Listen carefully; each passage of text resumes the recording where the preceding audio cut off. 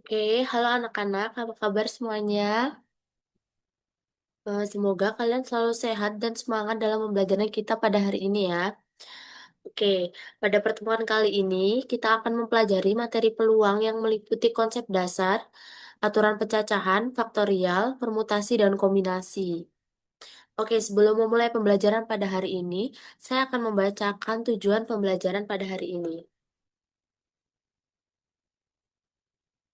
Nah, tujuan pembelajarannya hari ini adalah memahami konsep dasar peluang, menghitung peluang, suatu kejadian sederhana, menerapkan aturan pecacahan dalam berbagai situasi, menggunakan konsep faktorial dalam perhitungan, menentukan banyak susunan menggunakan permutasi, menentukan banyak pilihan yang menggunakan kombinasi, dan membedakan penggunaan permutasi dan kombinasi dalam pemecahan masalah.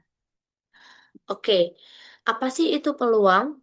Peluang itu adalah ukuran kemungkinan suatu kejadian akan terjadi. Nilai peluang itu selalu berada antara 0 sampai 1. Kenapa peluang 0 itu kejadian itu pasti mustahil terjadi? Jika peluang 1 kejadian itu pasti terjadi. Jika 0 sampai 1 kejadian mungkin terjadi. Nah, rumus peluang itu ada PA sama dengan NA per NS. Di mana PA itu adalah peluang kejadian A dan NA itu adalah banyak hasil yang diinginkan. Dan NS adalah banyak seluruh kemungkinan. Oke. Kita lanjut ya ke contoh. Nah, di sini ada contoh sebuah dadu dilempar 1 kali. Tentukan peluang muncul bilangan ganjil.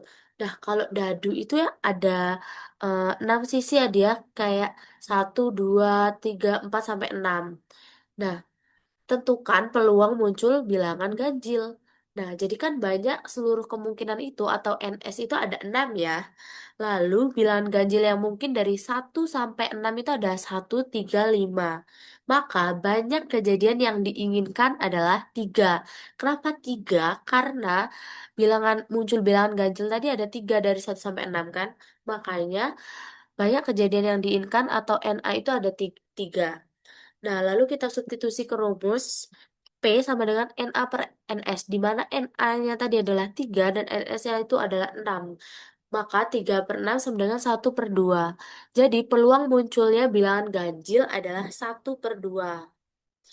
Oke, sampai sini ada yang mau ditanyakan? Kalau tidak, kita lanjut ya ke aturan pecacahan. Nah, apa sih itu aturan pecacahan?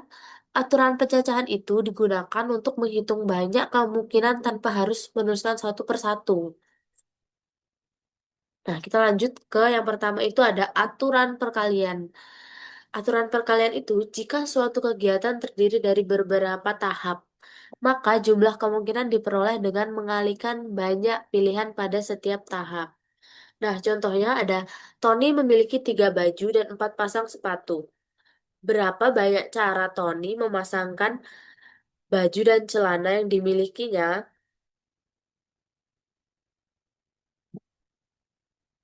Nah, enggak, ini kan pasti kan Tony akan memakai baju, celana, dan sepatu. Maka dia menggunakan aturan perkalian. Jadi penyelesaiannya itu kita kalikan saja. 3 dikali 2 dan kali 4. Maka hasilnya 24 cara. Jadi, kemungkinan jadi Tony akan memasakkan baju dan celana yang dimiliki ini sebanyak 24 cara. Lanjut ya, kita ke aturan penjumlahan.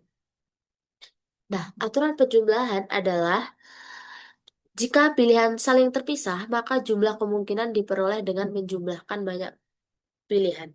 Jadi, seorang siswa ingin memilih satu kendaraan untuk berangkat ke sekolah.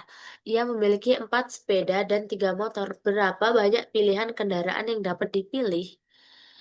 Nah, untuk aturan penjumlahan, itu kita tinggal jumlahkan saja ya. 4 plus 3. Jadi terdapat 7 pilihan kendaraan.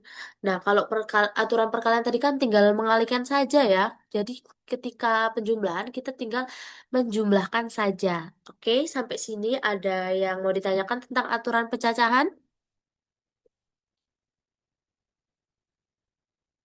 Oke, kalau tidak kita lanjut ya.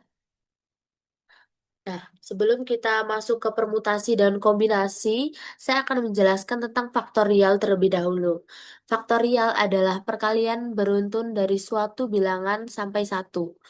Misal ada n faktorial itu sama dengan n dikali n min satu dikali n min 2 dikali titik-titik dan seterusnya ya.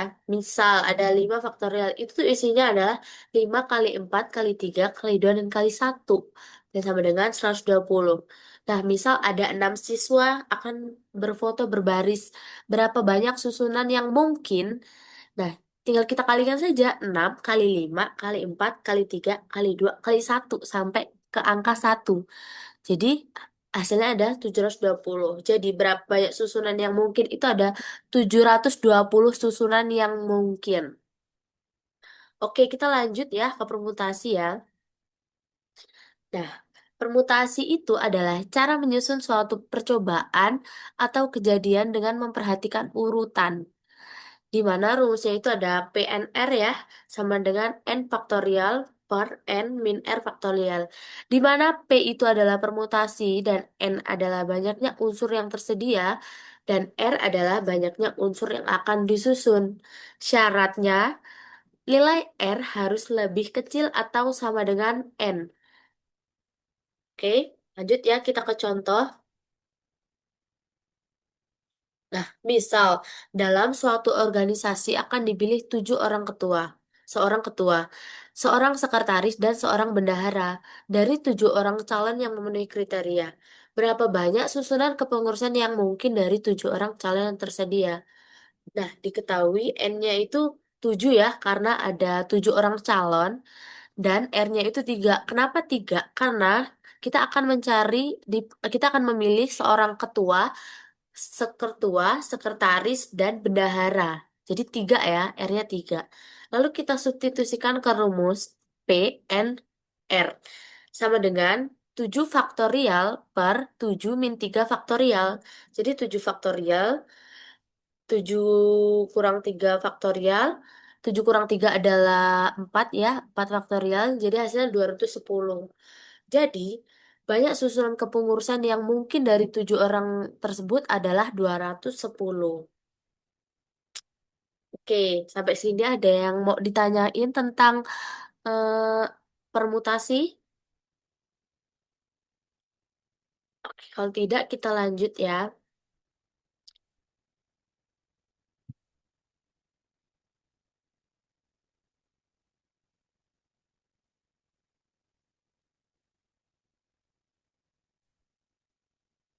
Nah, kita lanjut ke kombinasi.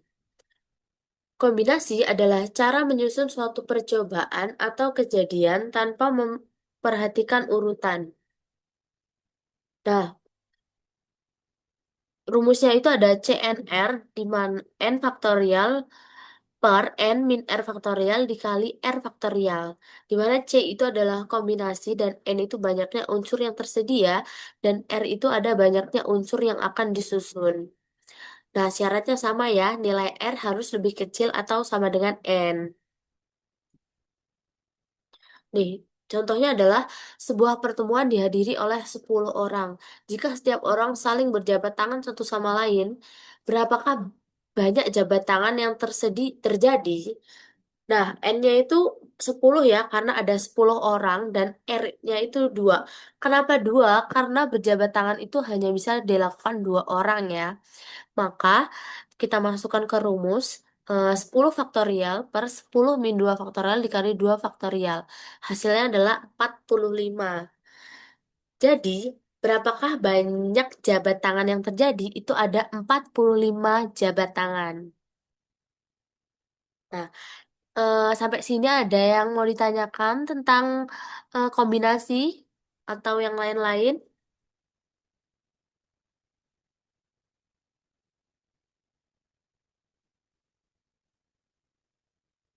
Oke, materinya sampai sini. Nah, sebelum kita akhiri materi pada hari ini, eh, jadi mari kita simpulin ya materi hari ini apa. Peluang itu digunakan untuk mengukur kemungkinan suatu kejadian, dan aturan pencacahan itu digunakan menghitung berapa banyak kemungkinan. Lalu, aturan perkalian itu digunakan jika kegiatan dilakukan secara bertahap. Dan aturan penjumlahan digunakan jika ia memilih salah satu dari berbagai pilihan. Nah, kalau faktorial itu digunakan untuk menyederhanakan perkalian berurutan. Permutasi digunakan jika urutan diperhatikan, sedangkan kombinasi digunakan jika urutannya tidak diperhatikan. Nah, kunci utama dalam menentukan penggunaan permutasi atau kombinasi adalah melihat apakah urutan berpengaruh terhadap hasil atau tidak. Jika urutan penting, gunakan permutasi, dan jika urutan tidak penting, maka gunakan kombinasi. Oke, demikian pembelajaran kita hari ini. Terima kasih atas perhatian kalian. Saya akhiri kelas hari ini. Eh, s- Sampai jumpa di pertemuan yang akan datang. See you.